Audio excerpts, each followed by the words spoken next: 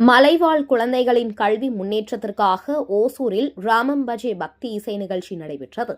மலைவாழ் மற்றும் பின்தங்கிய கிராமப்புற மாணவர்களின் கல்வி தரத்தை உயர்த்தும் உன்னத நோக்கில் ஓசூரில் ராமம்பஜே பக்தி இசை நிகழ்ச்சி நடைபெற்றது. கடந்த 2001ஆம் ஆண்டு பஜ்யஸ்ரீ சுவாமி தயானந்தா சரஸ்வதி தொடங்கிய எய்ம்ஸ் ஃபார் சேவா இயக்கம் கல்வி வசதி இல்லாத மலைப்பகுதி மற்றும் தொலைதூர கிராமப்புற மாணவ மாணவியர்களுக்காக இந்தியா முழுவதும் 17 மாநிலங்களில் 91 இலவச மாணவர் இல்லங்களை அந்த அமைப்பு நடத்தி வருகிறது.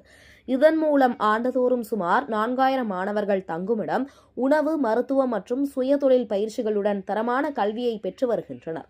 குறிப்பாக தருமபுரி மாவட்டம் கரகூர் கிராமத்தில் கடந்த 2006ஆம் ஆண்டு முதல் இந்த இயக்கம் தனது சேவையை விரிவுபடுத்தி கிராமப்புற பெண்களுக்கு தையல் பயிற்சியையும், மாணவர்களுக்கு சந்தியா குருகுலம் வாயிலாக மாலை நேர பாட வகுப்புகளையும் இலவசமாக வழங்கி வருகிறது. இந்த நிகழ்ச்சியில் ஏராளமானவர்கள் பங்கேற்று இசை நிகழ்ச்சிகளை கண்டுகளித்தனர்.